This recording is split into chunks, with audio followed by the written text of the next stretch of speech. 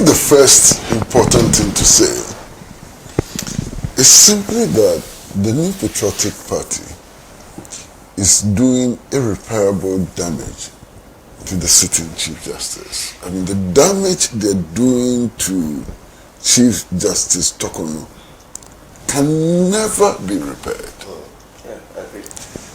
Now, what they have done is to actually put her, you know, in the narrow space of MPP. And that is repugnant in the extreme.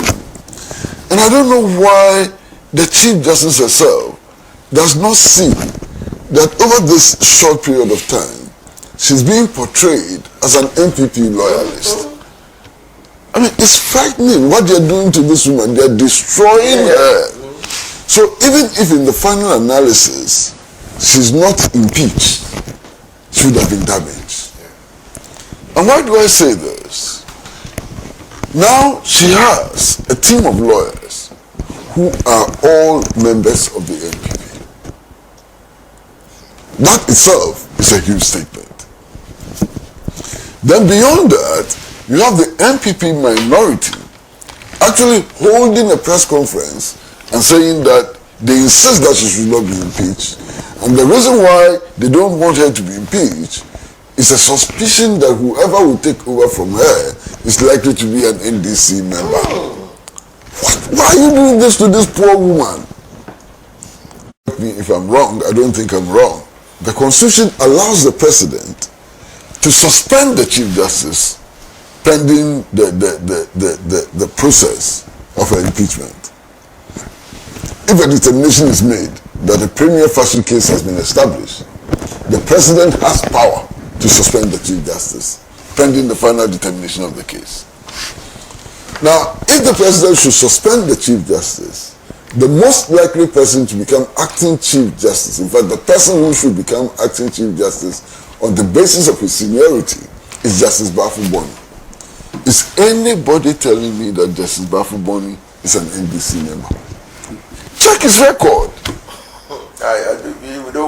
We don't want to get into that. Yeah, but if the minority wants us to get into that, his records are there. He's giving judgments. He's giving reasons for those judgments and so on. We can check the record.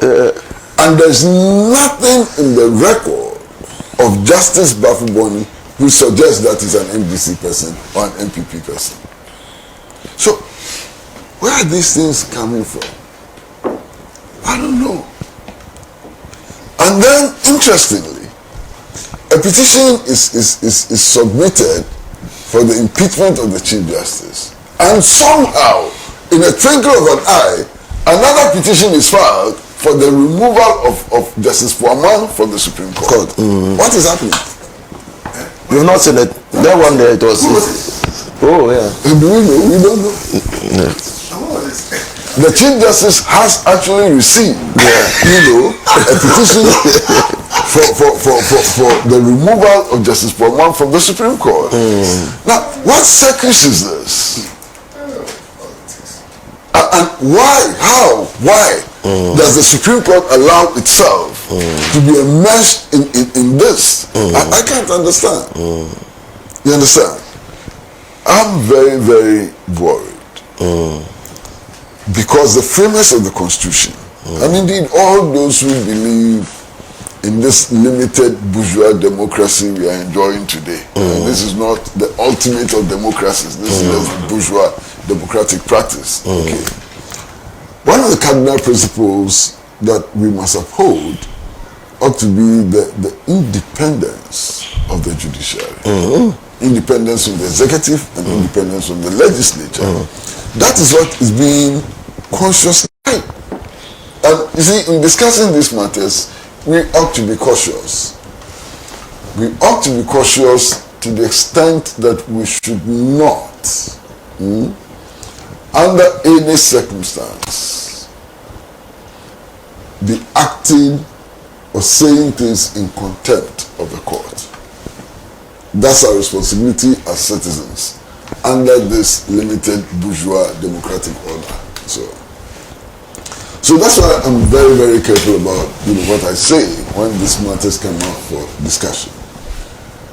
But all of us have to be cautious. All of us have to be careful in handling this matter. At the end of the day, those who have the power to determine whether or not the Chief Justice should be impeached or not will make a determination.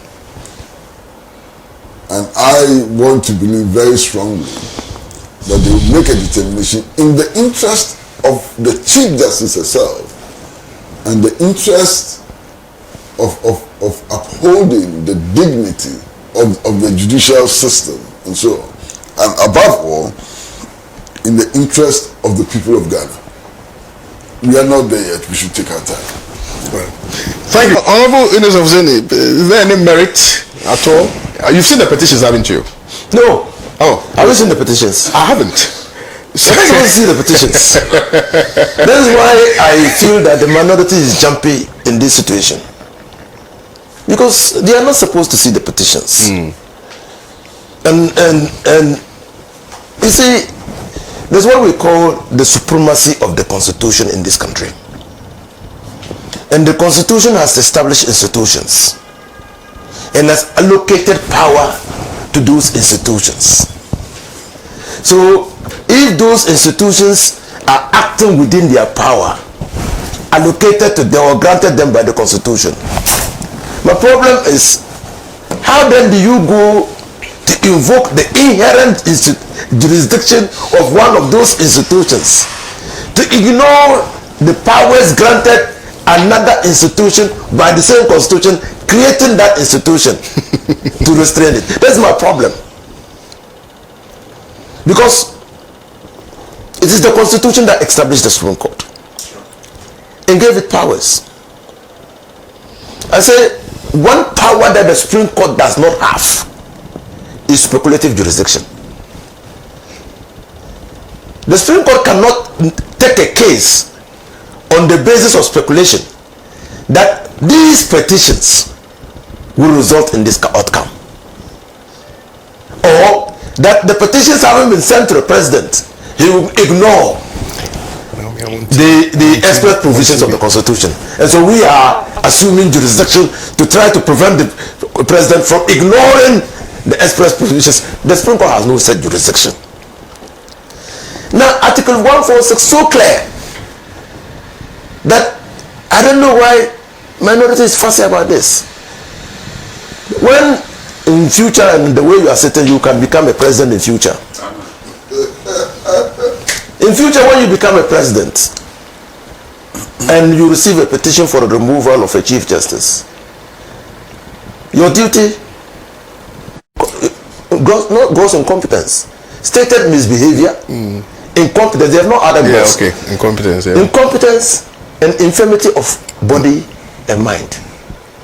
These are the conditions under which, look, I've said somebody say, the fact that the Chief Justice frowned her face when John Dramani Mahama was delivering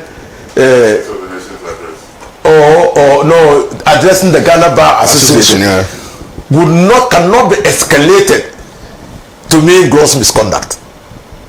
Cannot. And I've heard many people say, oh, unanimous FC. That was the decision of the court. Was it the decision of the Chief Justice? No.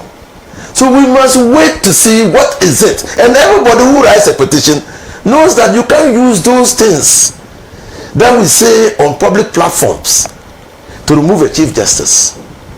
So why will they? And now they have even gone further. And that is where I cringe. To say that, oh, there is even an NDC Chief Justice who is in line. And that John Mahama is going to remove this Chief Justice and give it to an NDC Chief Justice. I beg you, the minority. The last remaining institution of state that we don't want to politicize, manifestly, is the judiciary. And that they should spare us. They shouldn't politicize the judiciary for us. We are already concerned about the perception of the judiciary. The perception that the Ghanaians have of the judiciary. We should not work to entrench that perception. Look, John Dramani Mama is keenly aware of the weight of responsibility on him. Keenly aware. Nobody can suffer the removal of a Chief Justice lightly. So he's keenly aware. That's what I'm referring to, our first president's issues. He's keenly aware. So let's not, I beg the minority, let's not be jumpy, let's not rush. The final cycle of